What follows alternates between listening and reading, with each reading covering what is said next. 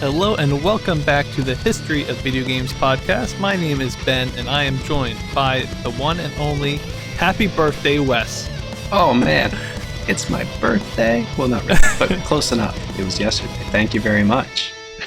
Yeah, close enough, you know. How are you doing? Do you feel older now? Yes, I feel ancient. I woke up with a sore back this morning. I wish I was joking, but it's definitely not related to my birthday. I helped somebody move last week, so I'm feeling it. I'm over the hill, you know? Yeah. Hopefully you've been playing some games. You're chilling out or doing something.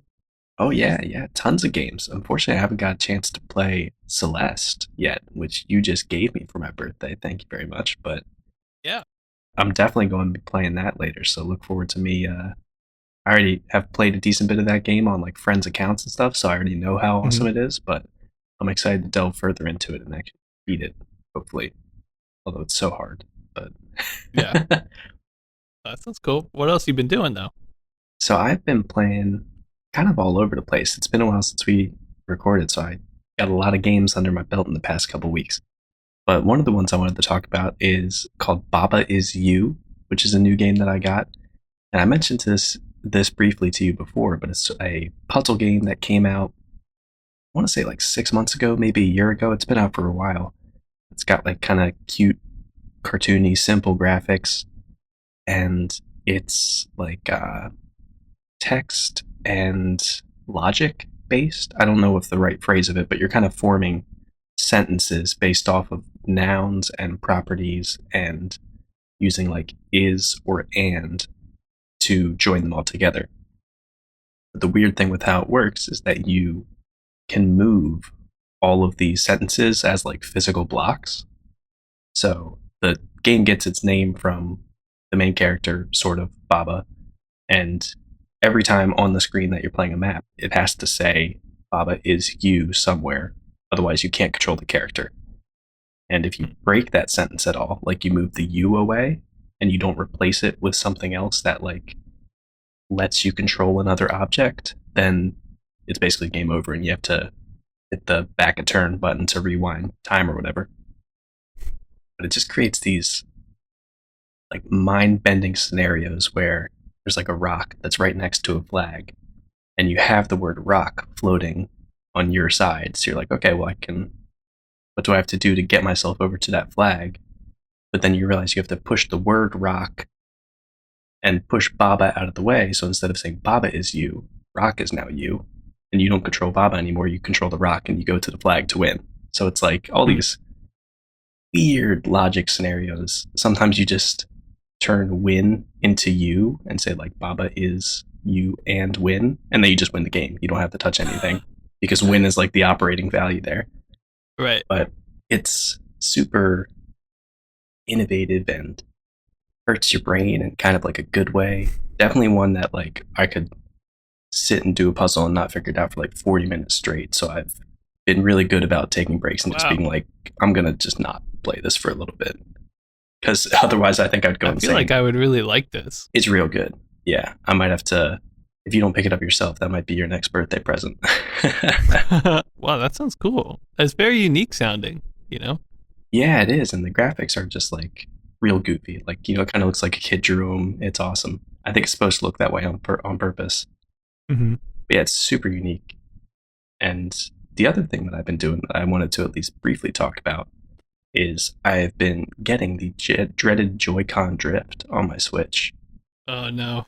So I am putting off sending in the Joy-Con, but I already have like they sent me the mailing slip and all that, so I'm going to do that soon. Although because of coronavirus, it may take they've like way back ordered from when they were closed for a while. So the repair facilities, so I might not get it back for a while. But because of that, I finally caved and bought a Pro controller. Nice. And those are super nice. I wasn't really believing the hype when everyone was like, oh yeah, the Joy-Cons are fine, but the Pro controller is so nice. And it is really good. The main thing that's made a difference for me is playing Breath of the Wild with it. Mm-hmm. It's a small difference, but having that controller and also the slight extra like precision of movement that you get in the joysticks on the Pro controller, it made Breath of the Wild so much more fun, and I've been playing loads of that, which is also such a good game, but I think I already talked about it on the podcast, so I won't exhaust that too much. But yeah, those are pretty much the two things I've been doing a lot of recently. How about you? What have you been playing? I've mainly been playing more WoW, but I don't want to talk about that too much because it's kind of boring stuff. But I do want to talk about a game that you gifted me, which was NBA 2K20. Oh, that's And right. yeah, thank you so much for sending that over, by the way, because I would not have bought it myself. Neither would I actually. It just wrapped into that humble bundle, and I don't play sports games, so it was a perfect situation. Yeah, well, I love sports games, but I have to tell you, this is probably one of the worst ones I've ever played. Oh no. And I'll be honest, I don't have a great mindset when it comes to 2K. You know, their games are full of microtransactions and a bunch of stuff that I just don't like. And so I was maybe coming into a little bit negative. Just take that as I talk about this. Keep Right. that in mind. But yeah, I mean, even from the very get go, I mean, it's like a 90 gig download for a game that you basically are playing 32 basketball teams. Like it should not be that much. And then I did that like overnight or whatever, and finally I went to go play. I was like, I'm in the mood. It's Saturday morning or whatever. I'm ready to play, and I go to launch it, and it's like requiring update. It's gonna take an hour and a half, and I was like, oh my god, couldn't you have done this before? But I finally get into the game. I load it up. I don't even know where franchise mode is because it's not called franchise mode. And I was like, where is it? Like, I don't even know where to go. I actually had to Google it. It's called like My Team or something like that, which to me sounded like some sort of online thing. So I wasn't even considering it. Right. But I finally get in there and I start playing the game and it just controls terribly. Really? The players basically move at like 2 miles an hour. It's super, super slow. And on top of that, you have these issues where like the hitboxes are way too big. So like let's say you do a pump fake and somebody jumps, you should be able to kind of like go around them, right? And go for a layup or something. But instead you'll try to move around them and just hit a hitbox that's like invisible. And you'll like run into nothing. And you can't get around anybody. I was like, this feels terrible. What's going on? I go to the official 2K YouTube channel and I'm thinking, is this what it actually looks like? Am I just, what does it look like if somebody else is playing that maybe designed the game or something? Right. And the first video I find, it looks the same. And the final score is 30-27. And I'm like, that is not NBA scoring. Like how is that even possible? Like I don't want to play an NBA game and only score 25 points. Like that doesn't feel good. No. And so I do some more looking up. I eventually find these YouTube videos where a guy basically goes into the settings menu. The settings menu is really complex, which I guess is good for when you need to completely redesign the game by yourself. But basically you can change like how fast people accelerate. You can change how big the hitboxes are. Tons of stuff like that. And that's helped me a lot. And also going in the options menu and turning off unskippable cutscenes. Why are they in there? That's a strange way to do that. Like, can't you just make all cutscenes skippable instead of having an option to turn off all skippable? That's like a backwards mentality. It doesn't make any sense, Wes. The whole game just feels very slow. Like, I don't know the right terminology for it, but like if you have to turn around, it takes forever to you lose all your speed and it takes forever to turn around. Even with these new settings, it just feels really, really weird and like clunky. And I'm like, how? Like even if the gameplay was perfect after I made those changes, like I'm buying a $60 game. I expect you to be able to play basketball like okay, It's super weird. It's not a I didn't small understand. franchise either, man. Like they've been making those games for a while. Yeah. Yeah, and it feels like the game design, like that, like all those changes were on purpose. Like that's the feeling I'm getting from like when I was watching like that video on their YouTube and stuff. And I'm like, but why? Like, it feels so terrible though. Yeah. Is it supposed to be like a quote unquote like realism aspect or? I think so. Yes. Okay. Yeah. I think that's one of the main things.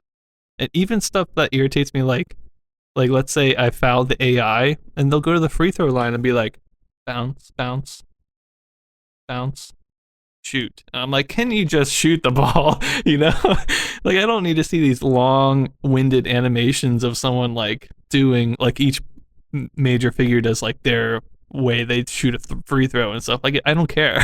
I just want to play the game. Yeah, it's super weird. I don't understand it.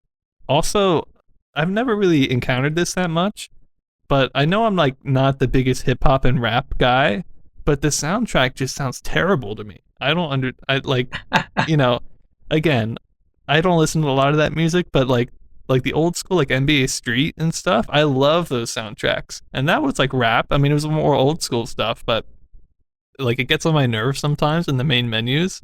I'm like, Yeah. what am I listening to? It's like a rapper talking about like being a legend and stuff. It's like it feels so overproduced. I don't know.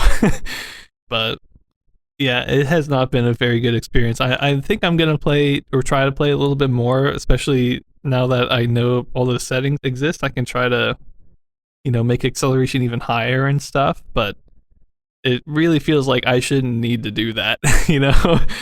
And this was also off the heels. I don't know if you saw, Wes, but just this past week, 2K announced that the next game, NBA 2K21, the PS5 and Xbox Series X versions are going to be $70. Oh man. I know. I was like, no. I wonder if that's a big industry shift that's coming. I haven't been paying attention to that, but I know. As far as I know, they're the only ones, but everybody's like, no. And this is a game that already has microtransactions in it, and I'm already paying $60. So to Yeah. me, it's completely unacceptable. It's weird with. I mean, that's a yearly game basically, Yeah. because by the nature of sports games, they kind of it makes sense to do a yearly game because then you get to see your favorite players and all that. Hmm. But it's weird to me that they would go for like what you see in a lot of games that are doing like the not lifetime service, but like the continued support model. They're just throwing microtransaction into a game that's going to be obsolete in a Yeah. year. That's a little blatant greed, I think. Yeah, it's really weird. And then all the microtransactions are purely related to the online component, which is probably the worst place to have them because if you're playing somebody and they just have better players than you or whatever, it's like, what's the point? I don't. Yeah, I was watching people play. I think it's 2K's NHL, one of the older NHLs, and like you open packs of cards of players who like Right. have like random stats or whatever. It's real weird. Yeah, that's how they do it in this one, I believe. I haven't checked this, but I'm fairly certain that it's online only too, which again is so unnecessary. Like I have to sign into like a 2K account to play. Like I shouldn't need to do that. I should just be able to load up the game anytime and play versus the AI whenever I want, even if I've lost internet. Yeah, I feel so weird playing it, and again, keep in mind I kind of went into it thinking it wasn't going to be good, but everything I thought I'd hate about it, I do. So, yeah, not the best. Again, I want to try it a little bit longer, but we'll see what happens. My hopes aren't high, but still, yeah. thank you for showing it to me because I haven't bought a basketball game in a long time, so I probably would have bought one of them eventually. Probably an older one once it went on sale, but now I don't need to do that. Right, absolutely. So If this is the current style, then you can steer clear. yeah, definitely. I even have an old NCAA basketball game from like on like the original Xbox. I'd 100% play that over this any day. And also like NBA Street, I would 100% play that. Even like comparing like breaking out the GameCube or playing this new one on Steam, I'd rather break out the GameCube.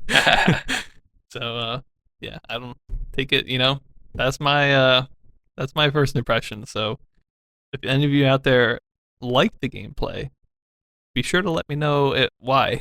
Because I don't understand. I mean, I feel like there are definitely people that love the game though, and that really is weird to me. I mean, if you Yeah, like it, you like it. I'm not trying to change your mind or anything, but maybe play an old one and just see, try it out. I don't know. I think at least from the little bit I know about like modern sports games, a lot of people like the sort of stylized like collection aspect too from the online gaming, like you're getting like baseball cards or whatever.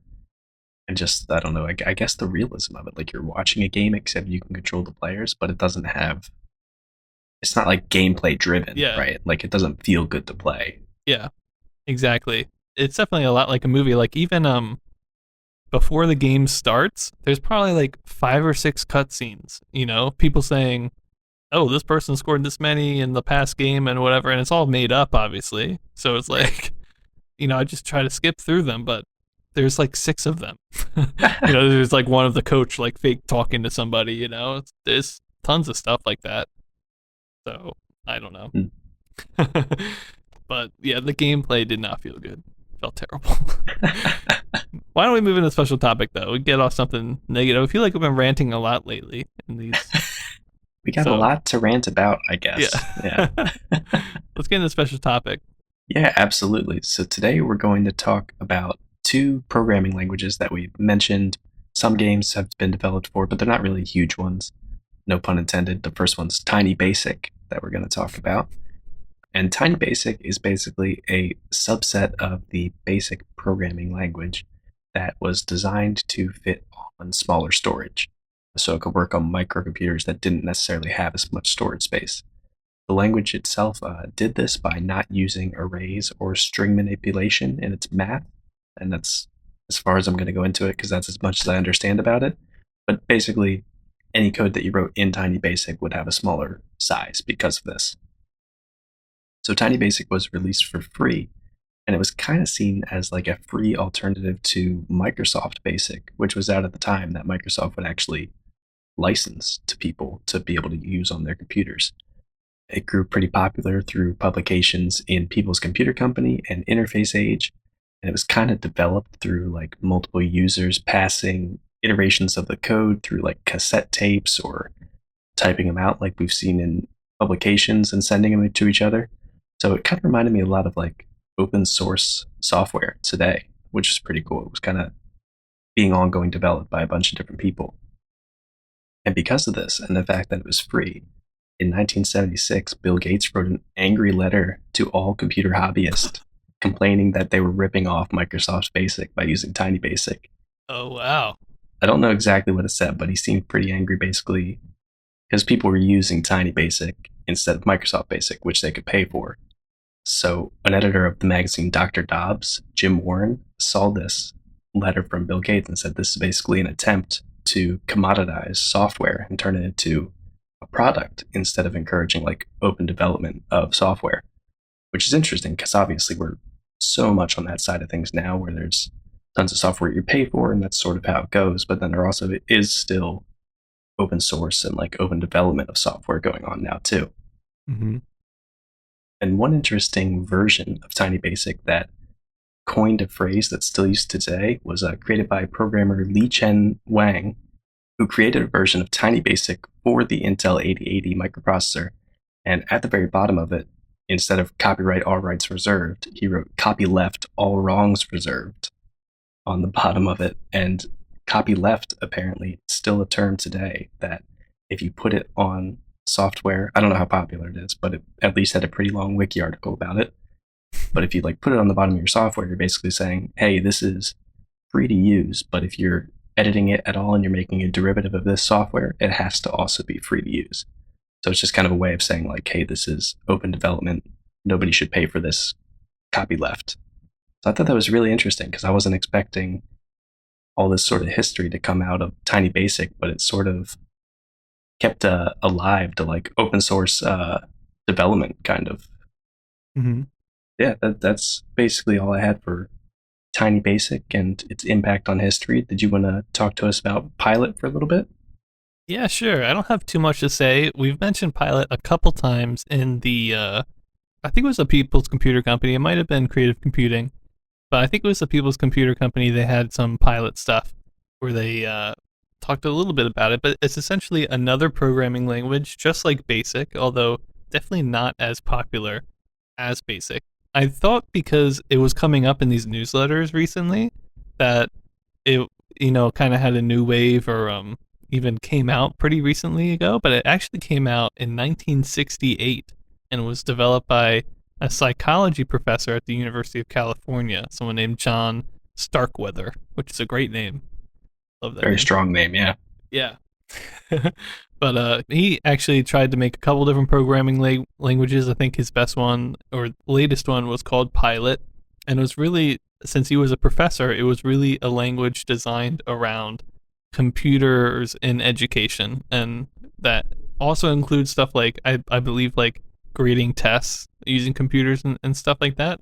So it was really an educational based programming language, a free one as far as I can tell, unlike some of the versions of Basic. But it's interesting to me that it was developed so early and it really didn't take off until pretty late. And probably that's just because it's really educational based and it's just taken a while for educational software to catch up with everything else, maybe. But it's kind of an interesting one. I also really wanted to know like how long it would be around, and it's going to be around for quite a long time. It came out on the Commodore 64. That's as late as like 83, 84. So through the 80s, Pilot is going to be pretty relevant and one that we'll probably see games and stuff on every now and then. It even eventually has an implementation of it that has what's called turtle graphics, which I didn't really know anything about, but it seems like graphics that are made from lines as much as I can tell. So if you want a circle, it's more like a star with 1,000 points, if that makes sense. Okay, yeah. So it's all line based, but I think that could still be pretty cool. But I didn't really get much more than that though. So it's just a language that's going to be around for a little while. It's mainly used in education software, not so much in games. But it eventually gets replaced by the languages that are more common that we know today, stuff like Java, C Sharp, and others. So I guess it just kind of falls out of popularity at some point. But we'll keep an eye out on both of these different types of programming languages, as well as any new ones, and let you guys know what those new ones do that these ones don't. Hopefully. This one, by the way, it did have arrays and stuff, so probably a little bit more comprehensive than the tiny basic, but my guess is not as intensive as basic. As regular basic, yeah. Yeah. So that's all I have for Pilot. And I think with that, unless you want to say anything else, Wes, we'll head right on over to the timeline. No, that sounds good. Let's get straight into it.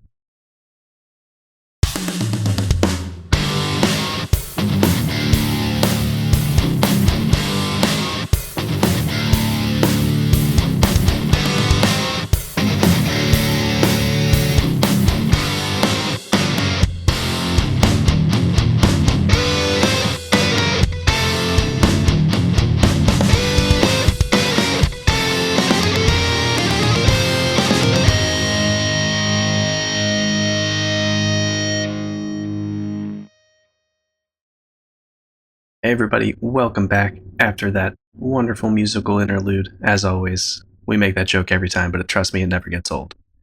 So today we're going to start off our timeline with a console that I got to review and play and get straight into it. So I took a look at the Color TV Game 15 by Nintendo, which Ben just recently talked about the Color TV Game 6, and this is a pretty much an upgraded version of that. It came out in June 8th of 1977, and it used the same chip as the Color TV Game 6, the M58816, and oddly enough, the Color TV Game 6 had basically all the same hardware as the TV Game 15, but it was artificially limited so you could sell it at a cheaper price point. So the chip had all the pins to play all of the games in the TV Game 15, but they just didn't connect everything so they could have a cheaper model, basically. Or probably to have like a more expensive model, the 15. Well, that's true, yeah. So there's sort of like this tiered thing, and one of them seems like premium and deluxe. Right. It's a bit strange, but from a business perspective, it probably makes sense. And another interesting thing about this is that Nintendo, when they made these two consoles, they actually got the rights from Magnavox to make Pong-type games, which I don't know how many other people did that, or if they just Well, at one point, Magnavox was suing a lot of people, but there are a lot of Pong games, so I'm sure a lot of people, got lucky. Yeah. So I'm not sure if this was just like when all of that was going down. So they're like, oh shoot, we better get the rights to actually make Mhm. a legitimate Pong game. But it's pretty cool that they actually got that. And this console also appears as like an item in Super Smash Bros. Games today, making it probably like the oldest console referenced in a Super Smash Bros. Game. It's a, little assist trophy that you can pick up in matches, and when you get it, it summons like two Pong paddles on the screen. That I'm guessing the ball Oh like yeah. hurts the other player or something. So it's We need to actually, get that. We need to play that game. I know, yeah, absolutely. But I like that we're in the time now where it's like, oh hey, this is actually a thing that like people remember in current games. Right. Because I feel like we've been struggling with some of these consoles where I'm like, man, that even existed, but here this is showing up in Super Smash Bros. And so these consoles, while as I'm going over them, they might seem a little behind compared to some of the other Pong consoles that were coming out in America at the time. They were actually really popular in Japan, and both of these, the TV Game 6 and 15, sold around 1 million units each. So they did Whoa. really well in Japan. Yeah, and I think some of those were international sales as well, but my guess is that a lot of them sold locally. Mhm. So this version, some of the differences of the console itself, it was bright orange. It had two detachable controllers instead of the TV Game 6, which had just the knobs on the console itself. They could be like easily stored in the console, and they actually had like this little notch that the controller slid into, so they didn't just like always slide out. Nice Hmm. feature. And other than that, just the traditional like dial type paddle controller with nothing else going on. The console itself could run on either battery or through AC adapter, and it had a bunch of different options on it too for adjusting the ball speed, the paddle size, and making one or two paddles per player, which was basically like a doubles mode for every game except for the shooting game that I'll talk about. There were just two speeds for the ball and also two paddle sizes, and it's a little weird because the smallest paddle size is like ridiculously small and the fastest ball speed is just like super fast. So I'm sure if you wanted a real challenge you could set both of those, but I think the normal speeds that it comes with are just fine, but at least they have the option. So now getting into all the different games on this, it is the TV game 15. So it has 15 different games, quote unquote. When you're talking about Pong games, you never know how many of them are different games. But basically, it has a lot of similarities to the TV game 6, but it's more expanded. So I'm just going to run through all of these, describe them as best as I can. The first one was Tennis A, which was the same as what was on the TV game 6. It was Pong, but there were 24 solid dots in the center of the screen that sort of alternated in pairs of two and kind of like a pattern spread out through the center of the screen. And if a ball hit them, it ricocheted off. So it was sort of just tennis with some added obstacles. Next, there was Tennis B, which had a dotted center line through the center, but there wasn't any collision. It was just to represent the net for tennis. Next, there's Hockey A, which is a Pong game with a smaller goal, so each side of the screen isn't all the way open like it is in tennis. There's walls there so that there's a smaller goal.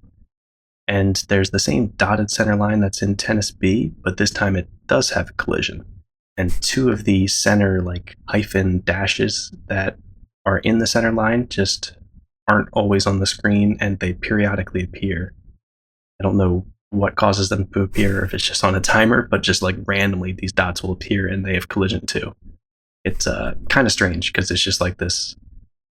You have this small area through the center of the screen that you're able to hit things through anyway, but then every now and then, whoops, there's two other blocks there that totally get in your way. And that it's hockey. For some reason, that makes it hockey. But in the doubles version of this, it is really nice that your paddle's on the other side, on the opponent's side of the field, sort of like I guess like I'm not going to use the right term, attacker. Is that what it's called in soccer? I don't know, but I want to say like forward, but I forward, could be wrong. yeah, something like that. Well, either way, they're on the other side of the field, your paddle, so it makes it a little bit more interesting that way. And for all the other doubles versions of these, pretty much, except for the two hockey ones, when you play with another paddle, is on your side, just closer to the center of the line. So then for Hockey B, it's basically exactly the same as Hockey A, except there's no center line. Then we get on to Volley A, which is the same as Tennis A. I can already tell this is going to be a mess when you're listening to it and trying to parse out what I'm hearing, but hopefully you're sticking with me on this. It's same as Tennis A, but the 24 dots that would just kind of bounce the ball to the other side of the field in Tennis A now sort of redirect the ball in different and random ways. So it can actually like bounce back onto your side of the field if it hits like 3 dots in a row at weird angles and stuff like that. And it doesn't seem like it would bounce back to your side in tennis, or at least it wasn't likely. So that's sort of the main switch up in this. It's just they bounce in different directions. And then volley B is sort of the same spin, except on tennis B, where there's a center line, but this time it does have collision and it reflects balls in the same random, different way that balls are reflected in volley A. So it sounds like a lot of Pong clones, some with a center line, some with 24 dots. That's And I think that's kind of basically it, it. right? Yes, yeah. And some with none. Yeah, some with none. But wait, now we're getting to the two which I think are actually more interesting and at least somewhat original. So next we have ping pong, which is sort of like a sideways view of a ping pong table. You have a bottom barrier and then a tiny like half of a net that's coming up over the screen. And then this weird invisible wall like halfway up the screen. I guess basically so it looks like ping pong so that the ball's never that far off the table. So it's kind of strange, but it does do a decent job of seeming like ping pong, but basically it's just like restricted Pong. There's just less of the screen that you can operate on, and they put that wall up there to make it seem like it simulates gravity, which is kind of strange, but at least it's different. Mhm. And then that one also had a doubles version as well. And then last, there's shooting game, which I'll be honest, seems like they were kind of like, yeah, let's just throw this in there. This one's a single player game where you shoot a ball horizontally in a straight line from your paddle on the left side of the screen. And on the right side of the screen, the other paddle is just slowly falling from top to bottom and then looping and then going top to bottom again while flashing. But in this, when you shoot the ball, you have to get it past the paddle, not hit the paddle to score a point. And if you hit the paddle, points go up for the other team, but it's a single player game. So it seems weird that you have to get it past, but I did realize since it's a single player game and it keeps score for both things, you could just decide that you wanted to play as if you were hitting the paddle too. So Oh, that's a good point. yeah, at least there's the option because both scores are on the screen. Who cares which player you are? Just be like, oh hey, I scored a point because I hit the paddle. But I guess the idea is that even though it's still like a shooting game, it's still got the like ping pong tennis theme. So you don't want to hit the other paddle, but there's no ricochet. So it's not like, oh, they hit it and now it goes on my side, so I lose. So it's just kind of weird. Not too much going on with it, but it is sort of a shooting game on a Pong console, so at least there's that. Mhm. So going into my ratings for this, for graphics, I gave it a 1.5 out of 10, which is the exact same as what Ben gave the TV Game 6. I was thinking about going a little bit up for this, or actually I think I did go 0.25 up from your score, just because there's more backgrounds, but everything in the game itself isn't really super exciting. There's like different colors for the paddles and different colors for the backgrounds, which are nice. Tennis is orange, hockey's green, volley is like a purplish blue, like indigo, and ping pong is a black background with bright green scoring, and then shooting game is teal. So there is a variety of colors, but it's still just, I don't know, Pong battles that look okay and these weird blocks in the middle that are blue and red. Nothing super crazy visually going on. The score shows up on screen and then disappears, which we like, but it's just nothing super visually interesting. Now moved on to the sound. I'm going to give it a 0.5 out of 10, which again is the same as Ben's because as far as I can tell, I don't think the sound changed at all from this to the TV Game 6, which would make sense if they were using the same chip and that was generating the sound. Pretty much everything is standard Pong sounds with a slightly different score sound, which instead of just like the loud blare kind of noise that it is in Atari games, it's more of like this low series of like 3 tones together. It's slightly different, but I don't know. It was new-ish, so I thought it was at least kind of cool, but not enough to really give it much of a sound score for that.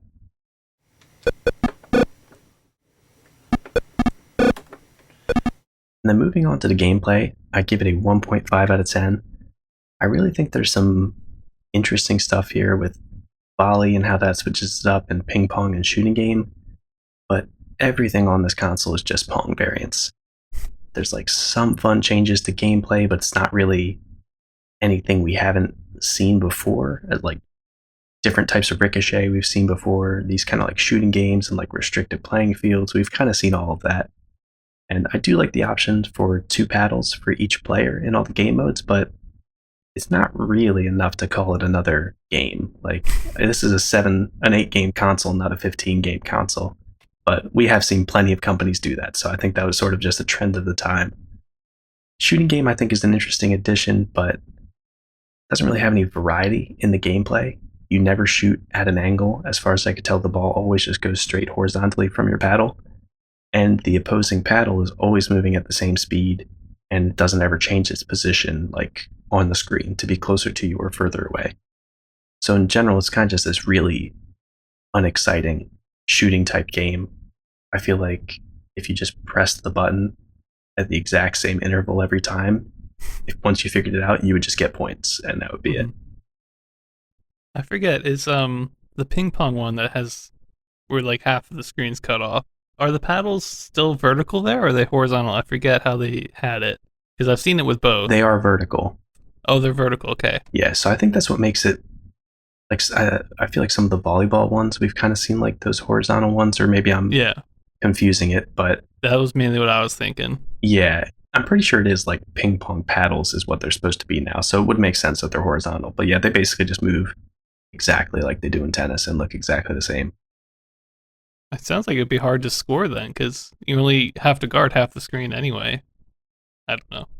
Yeah, That's like a minus point for me now that I know that. yeah. No, I see what you're saying because it's. I think you can still move the whole screen. So like, your only opportunity is if somebody messes up and goes above the invisible line that you can't see. Right. So yeah, it's a little strange. It's an interesting attempt at like ping pong instead of the weird like pong versions of pong that we see, like a more realistic ping pong, but it doesn't really get everything right. And the fact that there's no gravity too is just like, it's still just a pong ball. Right. But so moving on to my relevance for this, I did still give it an 8 out of 10.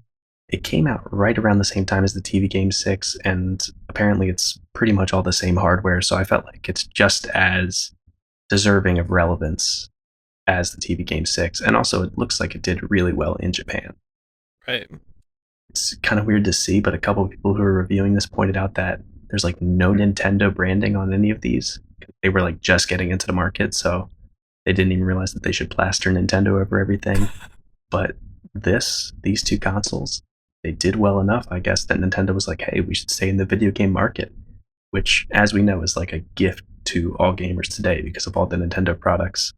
Mm-hmm. I spared you from listening to me rave about Breath of the Wild, but that's Nintendo, so, I gotta, even though I'm not a Nintendo fanboy, I feel like the first couple of things we see from Nintendo have gotta be pretty relevant.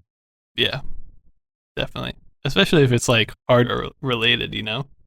Oh, absolutely, yeah, because we know that their new hardware is like, they always make crazy innovations with the Wii consoles and the Switch and all that, so all their video game hardware you gotta keep an eye on. So overall, I gave it a 1.5 out of 10. It has a lot more games than the TV Game 6, but I feel like it's only marginally better than the TV Game 6, oddly enough. The amount of games is a big selling point, but when you're looking at like all the AY3 8500 craze that we just came from in America, none of these really seem that exciting. But I do have a feeling this was pretty cool and like had this real deluxe feel to have these 15 games in the Japanese market at the time. Mm-hmm. Nice, man. So yeah, that is the TV Game 15. Interesting. Sounds like you kind of got ripped off if you could afford the 15, but you got the 6 instead. Right. And there you go. Nice. And I think that's the last Nintendo console for this year. I'm not sure when the next one comes out, but obviously we're going to be tracking that like hawks because it's Nintendo.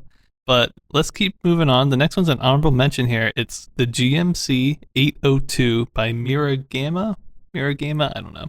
Basically, it's a clone of the Nintendo Color TV Game 15, although it uses a different chip, the M588135. So I'm not quite sure if there are any real differences. As far as I could tell, it was a pretty exact clone. So maybe it's like I've seen some chips have like a different number, and that's like the European version or something. Like maybe it could be one of those scenarios, but essentially another Nintendo Color TV game. But moving on from that, we have Creative Computing July August issue here coming up. There's only 2 games in this issue, so we'll take a quick honorable mention look at them both. The first one is called Bocce, which is actually a real game. I described it kind of like curling. I don't know if you've ever seen that, Wes. It's like the ice. Yeah, yeah. You roll a big stone on the ice.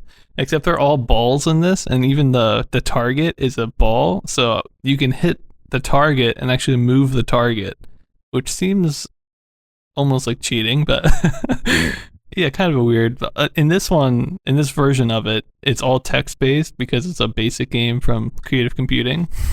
So that means you basically input like velocity and angle and stuff, and it does something. So basically, a math game.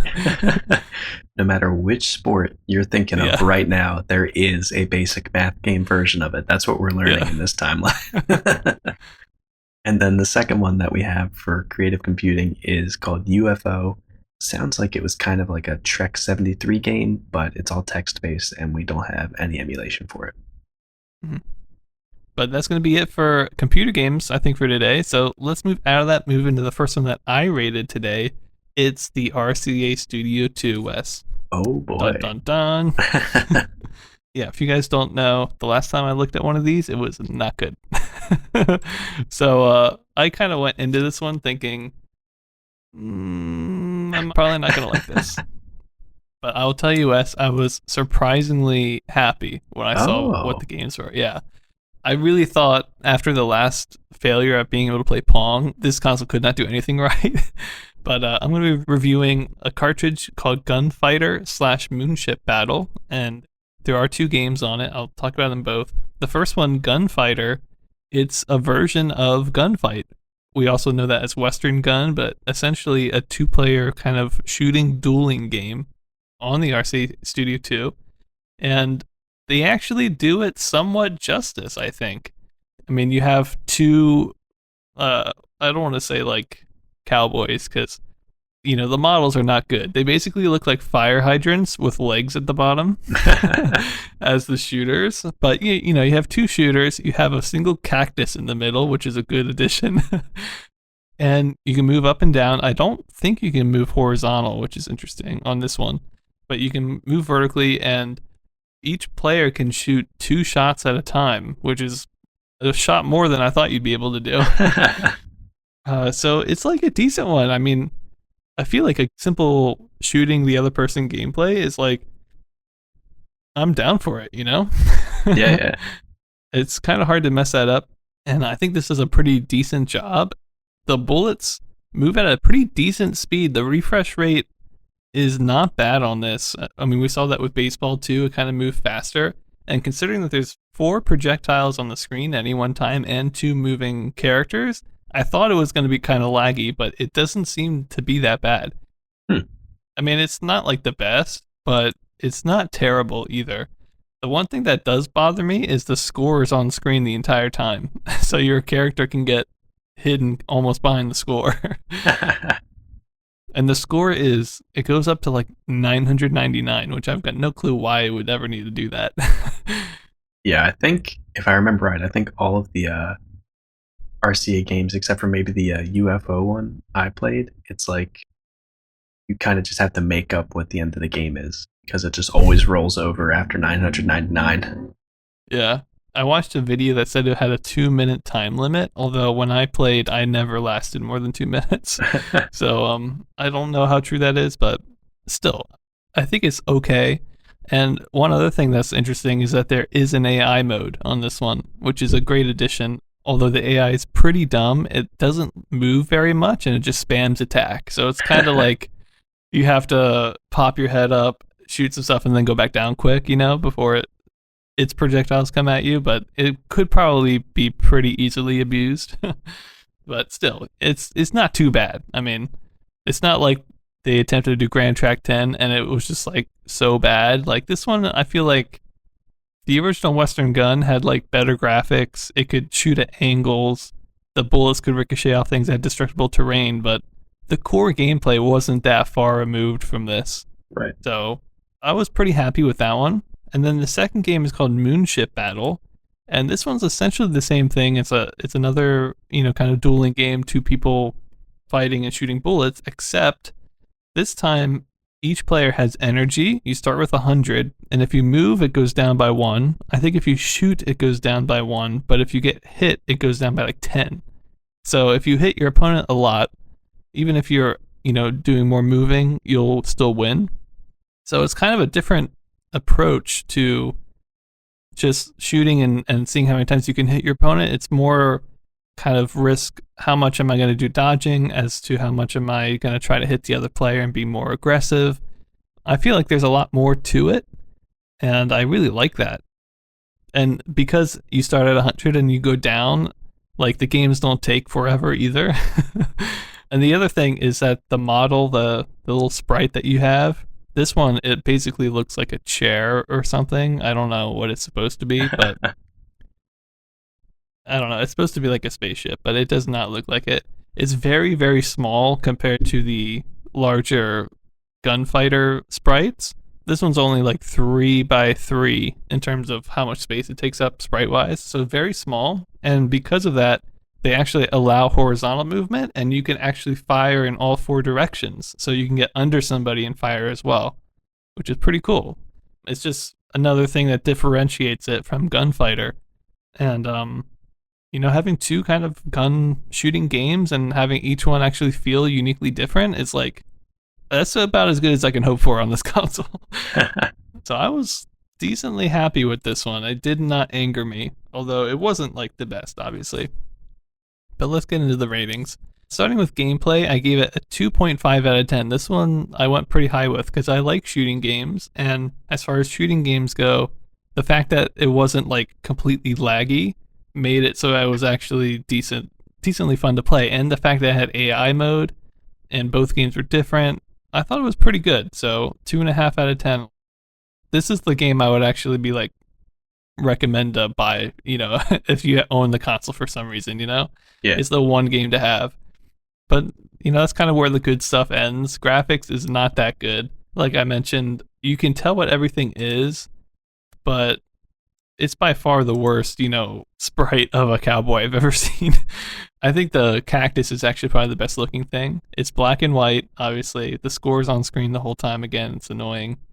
So I just gave it a 1.25 out of 10. I mean, it's very basic, and there's really nothing pretty to look at, but, it does its job. Moving on to sound, it's the same RCA Studio II sounds that are in every single RCA Studio II game, which are just bleeps and bloops. And stuff like Moonship Battle especially, I think it only goes off if somebody gets hit, so you can have these long times when nobody gets hit and it's just silent. So I don't know. I give it 1 out of 10. I don't think it was too bad, especially in Gunfighter. I think it goes off every time you shoot, maybe. So, it's somewhat usable, but nothing that good.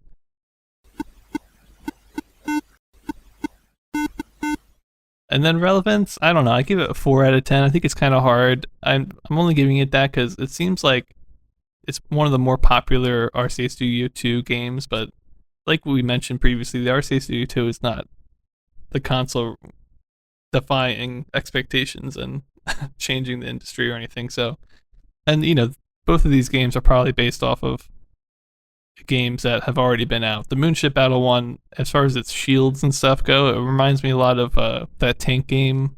I forget if I played that or you played that, Wes, that it kind of was like that. I think I did that one. Yeah, I think I was looking at the one that I played too called Space War. Yeah, that's right. I think that was similar too. It was the UFOs and you drained energy whenever you shot. Yeah, that was a Fairchild game. So, it feels like these have kind of been done before, but as far as being done on the RCA Studio 2, I think they're probably the 2 of the better ones. So, that was from the TV Arcade series, and let me get into my total for this one. I gave it a 1.5 out of 10. I thought, this is not bad. I'm not ripping my hair out, but it's not good either. There's a lot that needs to be there in order to get some more points. Graphics, just being black and white and being extremely blocky, it's not good, and the sound is terrible, obviously. But the gameplay was decently fun, so I felt pretty good about that. And that's it for Gunfighter and Moonship Battle. Wes, what do you think? That's pretty good. I mean, considering some of the stuff we've seen on the RCA Studio II before, I can see why that's the one of the more popular ones. Yeah, And after some of the things that were just borderline unplayable because of how slow they were, this is good. I'm happy to see it. yeah. When I saw that you could fire 2 shots per person and have 4 projectiles on the screen and it not be completely laggy, I was like, whoa, this is actually decent. Yeah. What did they know that everyone else didn't? I think even I think the original Western gun, I think you could only fire 1 shot, or could you fire a lot? I don't remember now. Maybe I'm confusing myself with them, but May have only been able to in Fire 1 in Gunfight. Maybe you could do multiple in Western Gun. I don't know. I get those both confused, but in either case, I was decently surprised about these games. So, and kind of like the Moonship Battle theme of it too. As far as the theme goes, the sprites, the energy, I thought it was a good addition that probably wasn't that much harder to code for them. So yeah, I enjoyed it. Decent. nice. Let's move on to some other RCA Studio 2 stuff that is not good though. It wasn't Really? too hard to find. So next up, we have an honorable mention. This is came on the cartridge TV Schoolhouse 1. It's just called Schoolhouse, and it used trivia cards that came with the game to ask questions, and each answer corresponded to a number that you inputted on the numpad to see if you were right. So it's another one of those weird, like, you're basically playing a board game, but you have a TV screen where you hit numbers kind of things. It seems like the weirdest thing to think about. Like imagine you didn't have the cards. It's basically like something that'll be like question 5, and then you just have to guess all the numbers on the numpad until it's like, oh, good, question 6. Right, yeah. It feels like a really like the software itself basically is meaningless Yeah. without the. It's kind of funny to think about. But the next one here is Schoolhouse 2, is the cartridge name, TV Schoolhouse 2, and it's called Math Fun, and that's right, you guys guessed it. It's a bunch of math questions and you type in the answer. Weirdly enough, this is probably one of the best versions of this on consoles because you're actually on a numpad. That's true. And it's 2-player. Whoever types it in first wins. So, I mean, it's so weird to think that I would play a game that's like 4 times 8 equals, and it's like, oh my god, 32, Right. On the numpad. But it's probably one of the better ones, although I feel like we've seen calculators do that. So it's more like a calculator than a gaming console Yeah. at that point. Although I do think this might have been the RCA2 creator, might have been the guy who kind of wanted to put an educational bend on some of his Yeah, games, right? So I that's wonder if true. he had a hand in developing these. Not something we're interested in, but at least it's a cool thing to make this educational game to put on a console. I wonder if it was one of the main reasons why there's a numpad on there at all, right? Only to have stuff like this. Yeah, it doesn't make a lot of sense for gaming unless you're like people are used to computers, but even they weren't that popular at that time, so I don't know. Yeah. Didn't we check out a keyboard at one point and it was all messed up compared to what we have now? I You don't might even be know if right. numpads were on keypad or at least standard. We should look that up sometime if we can find it. But let's move on from that. Wes, you've got another console. It's a console day today. The last one is not a console, but this one, another big one. Yeah, so let's talk about that. This is another one that I got to look at in depth and rate, and this is Stunt Cycle by Atari, named after the arcade cabinet that they came out with. They decided that they kind of wanted to make a version of it for home consoles. Heck yeah, man. That's like one of my top 3 favorite of the year. Yeah, and it's great to see it getting some recognition as not just like a, hey, we made a Pong console. By the way, here's a bad Stunt Cycle game on the side. Like, it's a Stunt Cycle console. Yeah. And Sears made a version of this as well, licensed with Atari, called the Telegames Motocross Sports Center 4. A mouthful as all the Sears names are. Model number for that one was 99729, and the Atari model number was C450. They used the AY38760 chip and also the C010765 chip. The Sears version, interestingly enough, differed because I think it came out after, and they're like, oh crap, nobody's buying the Stunt Cycle by Atari. So they just kind of slapped another chip in there and made it so you could plug in 4 Pong controllers that came with the console. And now you could also play 16 Pong games on this, as well as the Stunt Cycle games. Whoa. Yeah, it's a lot.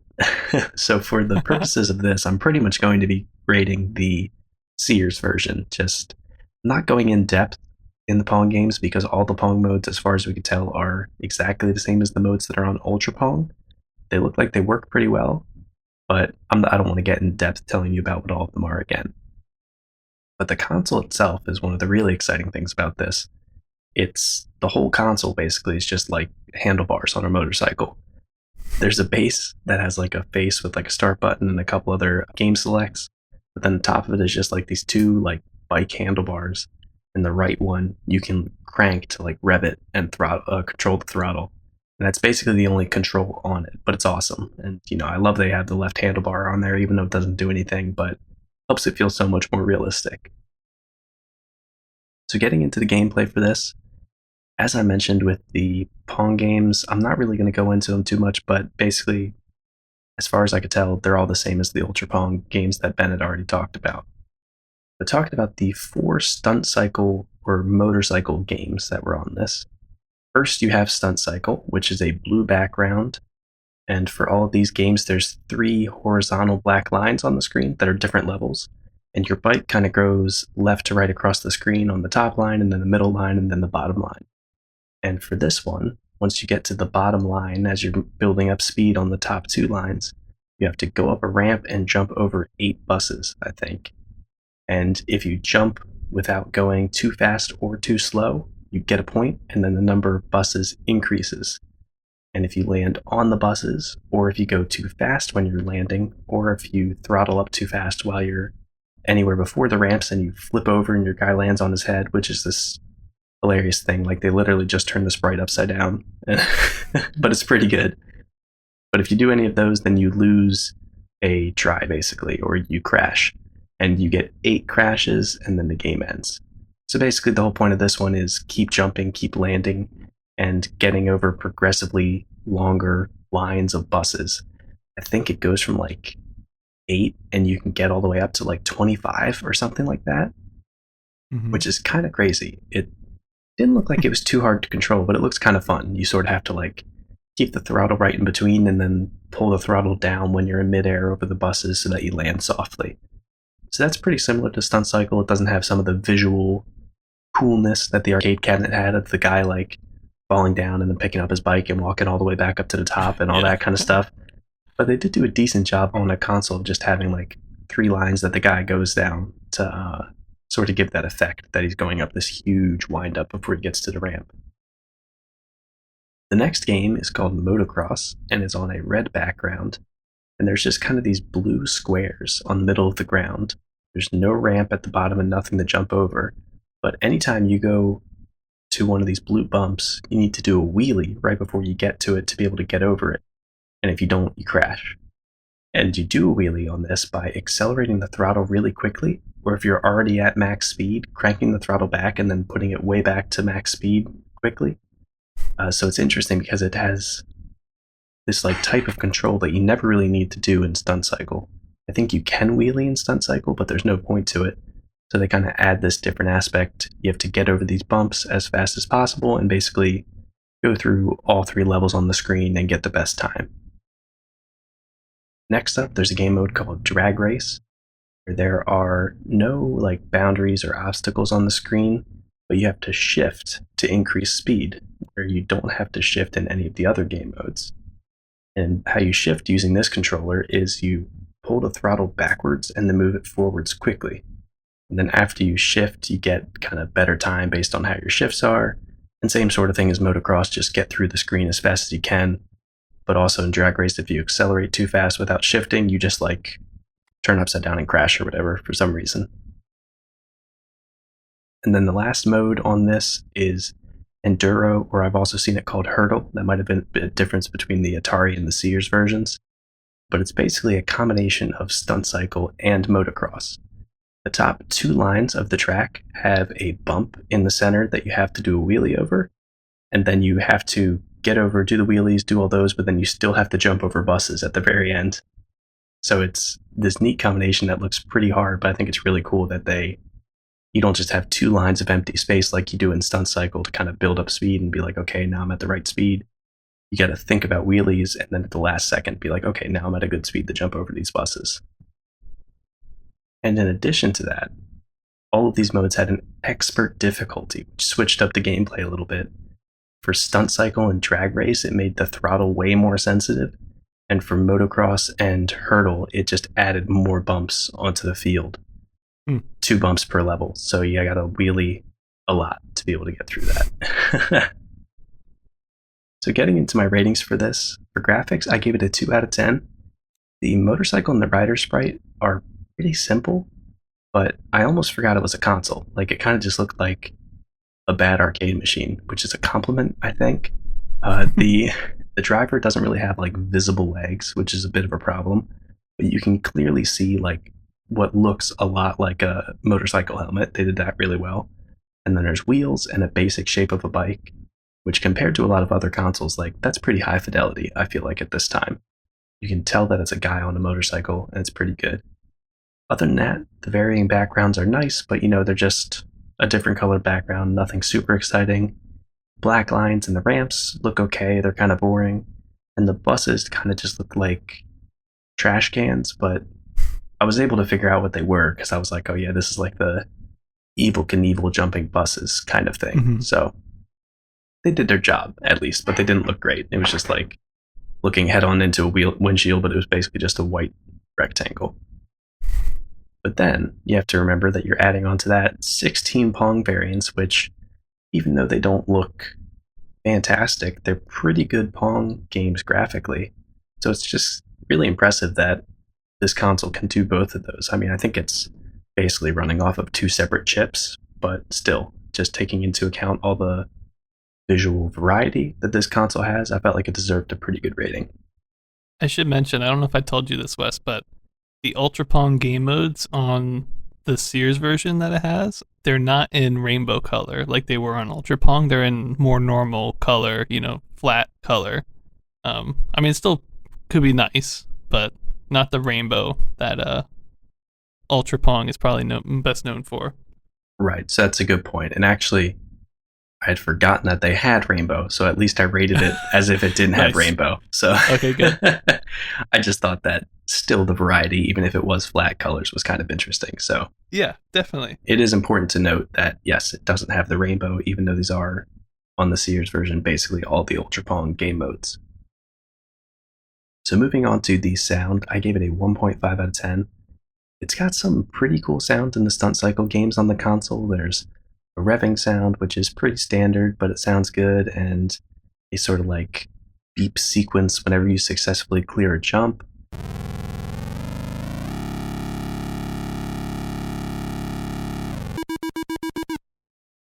The crash sound is a little abrasive and kind of sounds like an explosion, but other than that, it's pretty good. Even though it kind of looks like your guy's just like skidding, it sounds pretty dramatic, but that's alright. And the bad landing sound, like if you complete the jump but you land, I think it's either too fast or too slow. There's a separate sound for that, but it kind of sounds like a pulsating version of the crash sound just going in and out. But it's at least different. It's not just a solid crash sound, so I appreciated that variety of the audio. The pitch of the revving also dramatically increases when you increase the throttle quickly, and since that's how you do a wheelie, by like cranking the throttle up, every time you do a wheelie it does like this super high pitched rev sound, so it kind of gives wheelies this distinctive sound in the game.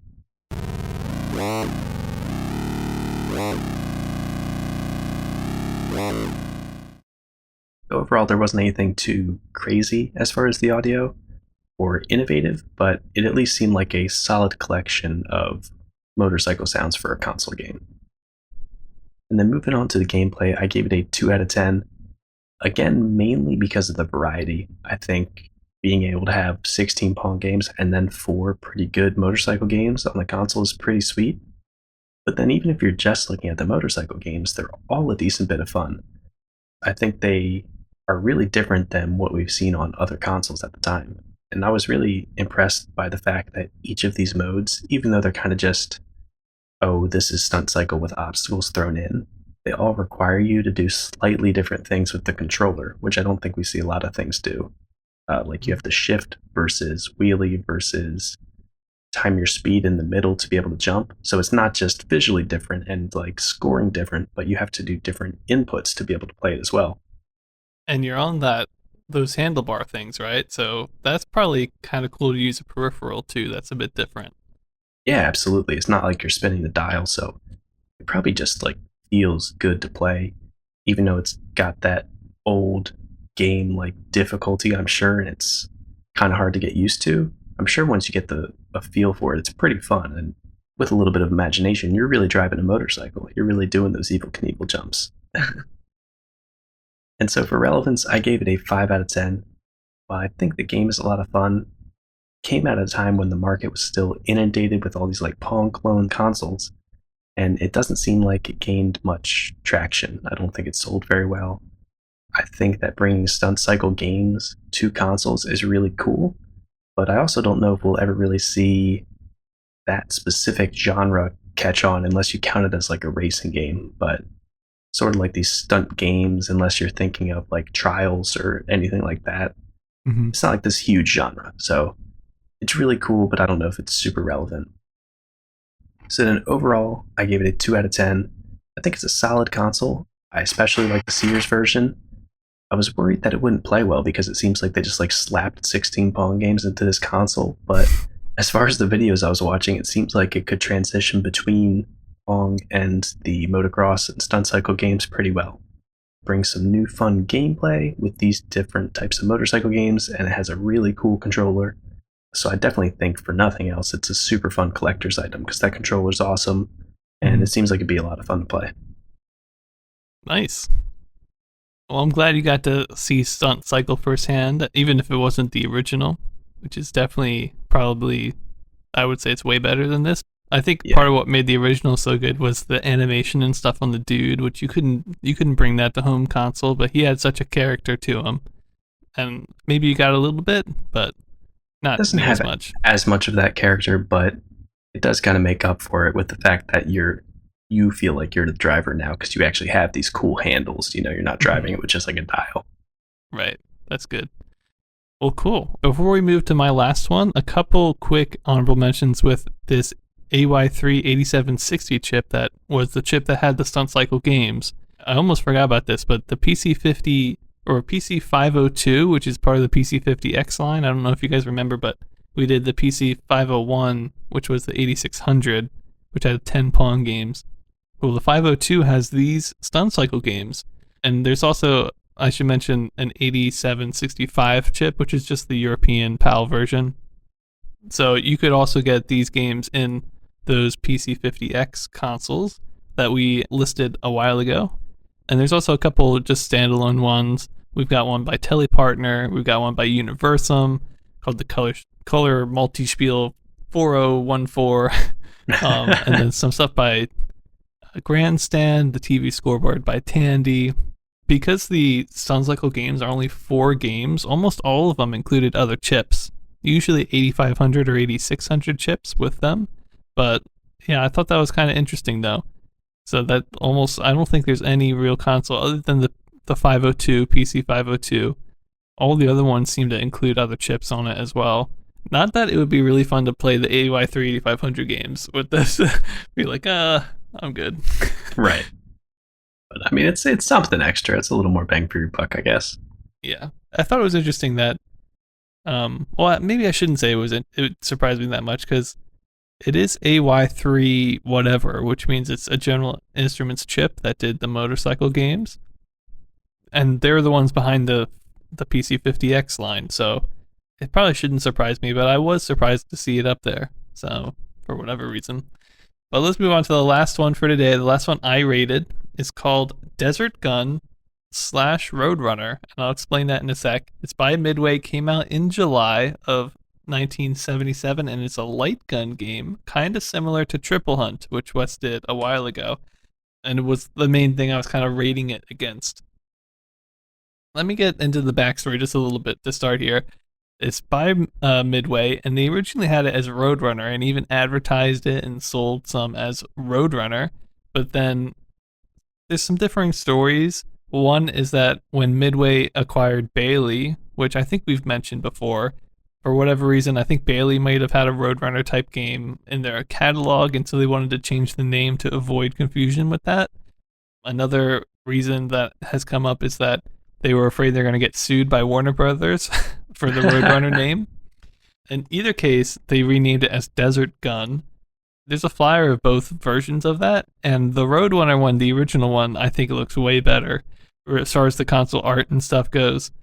It's basically kind of a red-orange cabinet with a bunch of Roadrunners on it, with like the feet that are so fast they're just kind of like dust balls, you know what I mean? Yeah.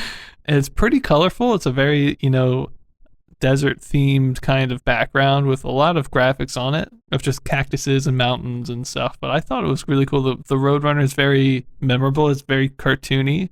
He's got a little top hat on him and everything. It's pretty cool. And then the Desert Gun version is they just took the exact same Roadrunner. They put wings on it. They erased the spinny wheels. So now he's like a flying bird. He still has the top hat and stuff. It's still desert themed, but it doesn't make near as much sense to me. It's definitely like an after the fact addition, you know what I mean? Right, yeah. But it doesn't really matter. They both play exactly the same. So let me talk a little bit about the gameplay. It's just one game mode, and it's kind of like the other light gun games that we've seen, where it's basically kind of like a hunting type game or something like that, where you've got the light gun. In this case, it was actually attached to the cabinet, so you're kind of shooting it very close to the screen, which I think is a little weird, but we've seen other ones that have done that. So Yeah, and did it have a recessed screen, or was it like yes, okay, so at least you're not like right up there. yeah. It also used a mirror setup, so it was another hand painted background with the actual TV screen like below you, if that makes sense. Yeah. And it had a mirror, and I guess the light gun hit off the mirror and then hit the screen. I'm not really sure how that works, but in either case, you're kind of just shooting at a bunch of these animals, and it's desert themed. The hand painted background thing is kind of a desert theme. It is kind of a cartoony look to it. It's kind of rolling hills, and you see this road that kind of twists in and out of these hills with some cactuses and stuff. I mean, it's decent looking, but it's not like the nicest hand painted thing I've ever seen. Like the sky is weirdly, I don't know, it's like green sky. I don't know, it's kind of weird. So it doesn't look the best as far as the extra stuff. But let me talk a little bit about the game itself. What are you looking at? What are you shooting at? Well, it's quite a lot of different stuff. And I tried to list them all down here. I'll do my best. Hopefully I didn't miss any. But as you're going to find out, it's kind of hard to tell some of these things. We've got a bird. That one was easy. We've got a deer. That's easy. We've got a fox and the Roadrunner itself. The Roadrunner looks really nice. But then you've got all these really weird ones. Some of them, they look like, the Martian, like Looney Tunes guy? Yeah. I forget his name, Marvin the Martian or something. Marvin, yeah. Imagine like other characters in that theme where they're like sci-fi cartoons. It's super weird. I've got no idea why they're even in here. But for example, you've got one that's basically, it looks like a mushroom, but it's got legs and it's walking around. Like, what else is that supposed to be? You've got one that's a man, but again, it almost looks kind of looks like the ghost from Pac-Man, but he's got legs and he's walking around. So it's kind of weird. It reminds me of like a Mars man or something like that, walking around that you can shoot and kill. You've got a platypus looking thing.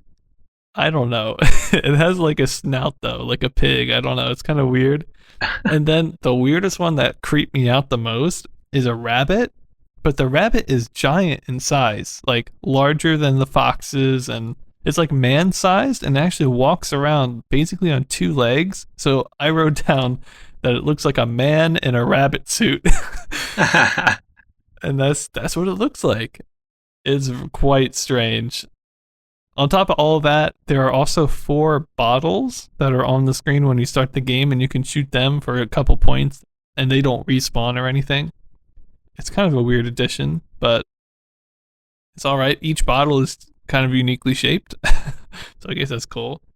With all of these creatures, when you shoot them, a little like splat kind of thing shows up on the screen, but then you also get a death sprite that is unique to each one of them, and it falls a little bit in the game.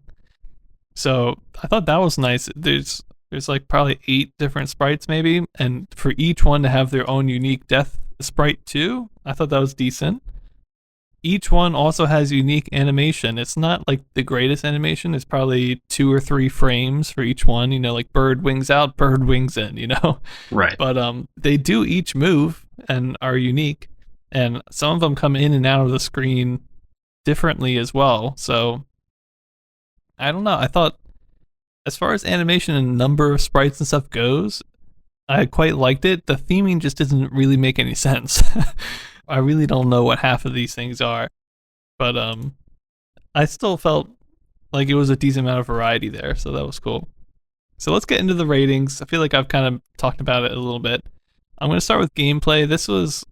I didn't want to go too high. I gave it 2.5 out of 10. It's a light gun game and you're shooting stuff. And I think the main drawback of this game is that unlike something like Triple Hunt, where you have 3 different distinct game modes and you can keep coming back to the console and getting something new out of it, after you play this like 1 or 2 times, you've kind of seen everything that there is. And I don't really know that there's a reason to keep playing. I mean, it's a 1-player game, and I don't think there's much replayability to it. Although it is fun to shoot stuff the first time, and it's cool to see the sprites come out and stuff, but there's just nothing that kind of is pushing it into being very good gameplay wise. But, you know, I'll have fun shooting it with a gun. I think that'd be fun. For graphics, I give it a 3 out of 10.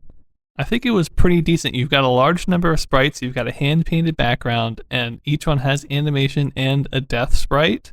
So all that's really nice. Again, the theming doesn't make a whole lot of sense to me, but I didn't want to take too many points away from it because honestly, it's not that big of a deal. But, you know, I thought for how many sprites there were and the variety of them, it is interesting too because I think there's only maybe 4 on the screen at any one time. And you can have multiple of the same one on the screen. So sometimes you'll be playing for even a full game session and you'll load up another game and you'll see something you haven't seen before because of the amount of variety. And weirdly enough, the game mode is very short. On the emulator, it was only 50 seconds a round, which is not a lot of time. I don't know if the original cabinet was like that, but I assume it was because the emulators are usually pretty faithful for that stuff. So it was probably one that ate a lot of quarters. But yeah, so the variety was pretty good. Each character is pretty memorable to me, even though some of them are pretty weird. For sound, okay, this was actually a good surprise. I gave it a 3.5 out of 10. The reason is we've got a music song that plays at the beginning and a music song that plays at the end. Again, just a single one kind of line melody. And I think both of them are classical songs that are pretty famous. I know for sure one of them is, but and we've seen that before. I don't know. Classical songs seem pretty popular in the early history of video games, but just to have music at all, like straight up music, I was like, yes, I've been dying for some of that. Yeah, seriously. So that gave it like 2 points right away, you know, at least.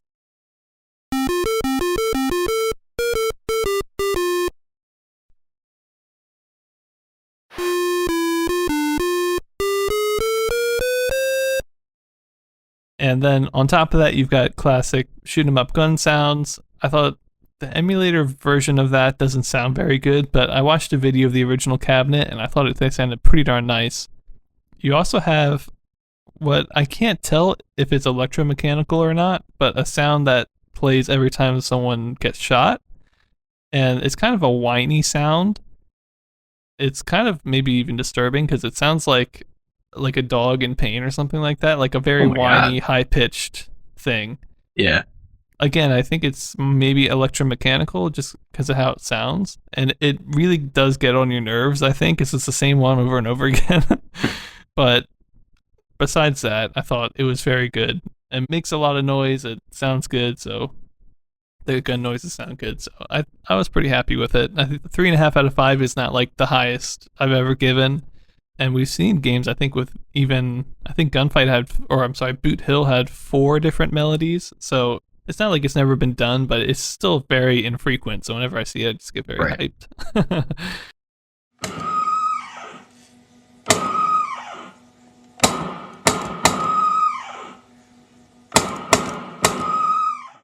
And then finally, relevance. I give it 6 out of 10.